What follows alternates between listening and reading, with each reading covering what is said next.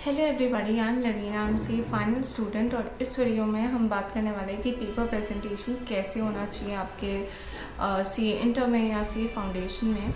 सो आपको क्या करना है, जब आप क्वेश्चन नंबर लिख रहे हो आप पहली बार बीच में लिखो क्वेश्चन नंबर 2, और जब आप साइड में लिख रहे हो तो दूसरी बार लिखो 2A और 2B, which ever it is.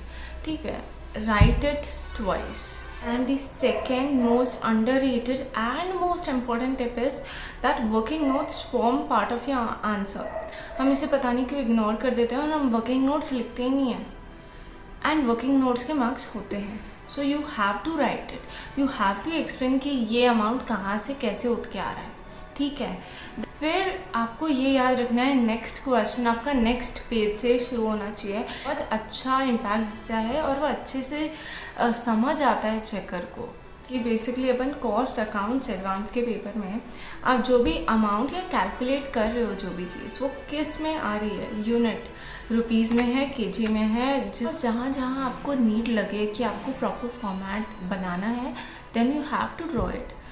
और जब आप कोई कैलकुलेशन कर रहे हो सो मेंशन कि कैलकुलेशन ऑफ दिस थिंग और राइट वर्किंग नोट 1, और ऊपर भी स्पेसिफाई करो कि ये वर्किंग नोट इसका है, तो एग्जामिनर को पता चलेगा। यू कैन लीव लाइन्स, आपको एग्जाम में बहुत ऐसे कंजस्टेड लिखने की ज़रूरत नहीं है, जगह है, you can ask for copies. यार लोग देखेंगे, ठीक है पास होना है, that's more important. First of all this is the thing कि ऐसा लगता है दूसरे ने कॉपी ले ली तो उसने ज़्यादा लिखा है कम लिखा है, it's nothing like that. Just focus on your paper. Examination के 3 घंटे it's only for your attempting question, और तुम इतने सारे ख्याल ले आओगे ना, थॉट्स, तो तुम अपना पेपर अटेम्प्ट नहीं कर पाओगे। ठीक है, so focus on your paper. And जब आपके पास केस स्टडी बेस्ड क्वेश्चन आते हैं तो फर्स्ट ऑफ ऑल आपको एक्ट या फिर सेक्शन लिखना होता है। अगर आपको सेक्शन नहीं पता है, राइट एक्ट। फिर उसके बाद आपको रेलेवेंट प्रोविजन लिखना है। Then you have to get to facts. आप फैक्ट्स लिख सकते हैं या फिर एनालिसिस लिख सकते हैं अगर आपको दिखाना है कि प्रोविजन कैसे रेलेवेंट है इस कंटेक्स्ट में।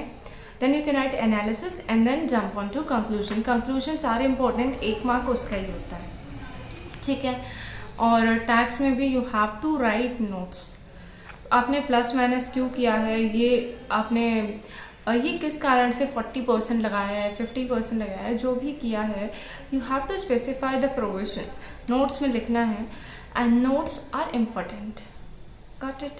एंड लास्टली कि आप क्वेश्चंस के बीच में अगर आपका क्वेश्चन एंड हो गया तो ड्रॉ लाइन। ऑब्वियसली इसके लिए टाइम लास्ट में निकालना। और एक अनोखी चीज़ होती है एग्जाम में कि पेपर ही ख़त्म नहीं होता है, ये सबके साथ होता है। I like seen it literally. तो आप ट्राई करना टाइम पे कंप्लीट करने के लिए। और जैसे एडवांस पेपर है, प्रैक्टिकल पेपर में आप यूजुअली आपको थोड़ा टाइम तो मिल ही जाता है, सो ट्राई इट। अगर थ्योरी पेपर है, लेंदी पेपर है, टफ पेपर है, ज़रूरी नहीं है कर पाओ तो अच्छी बात है। You can highlight important word. और प्रोविज़न जब आप लिखो थ्योरी में उसी टाइम पे अंडरलाइन कर दिया करो कि ये चीज़ इम्पॉर्टेंट है और एग्जामिनर की नज़र जाए। लाइन ड्रॉ करना क्वेश्चन के बीच में भले ये लास्ट में करो, कुछ इंपॉर्टेंट नहीं है, पर अगर आप थ्योरी पेपर दे रहे हो और प्रोविज़न कुछ इंपॉर्टेंट चीज़ आपने लिखी है, हाईलाइट दैट वर्ड, और वो आप करते जाया करो जब लिखते जाओ, नहीं तो फिर एंड में आपके पास सच्ची में टाइम नहीं हो। And lastly make sure you attempt the whole paper, नहीं तो पेपर प्रेजेंटेशन का इतना मतलब ही नहीं रहेगा क्योंकि आप लिख ही नहीं रहे हो। Try to attempt whole paper. और आई नो सी के एग्ज़ाम में ये बहुत बड़ी बात होती है पूरा पेपर अटेम्प्ट करना, पर I know you can do it because we have like, आप दिमाग में एक स्ट्रैटेजी बना के जाओ कि कितने मार्क्स का आपको फर्स्ट आवर में करना है, कितना सेकेंड आवर में करना है, एंड लास्ट में कितना करना है। And take that time emergency वाला कि अगर कुछ हुआ कंटिजेंसी के लिए तो आपका पेपर कंप्लीट हो जाएगा।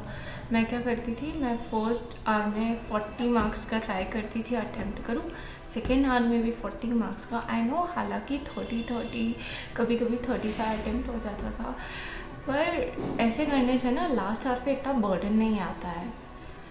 तो अगर आप फर्स्ट आवर में बहुत कम अटेम्प्ट कर पा रहे हो आपकी स्पीड के कारण, 20-30 कर पा रहे हो, सेकेंड आवर में भी ऐसे ही हो रहा है, तो you have to keep in mind कि आपको स्पीड अप करना पड़ेगा।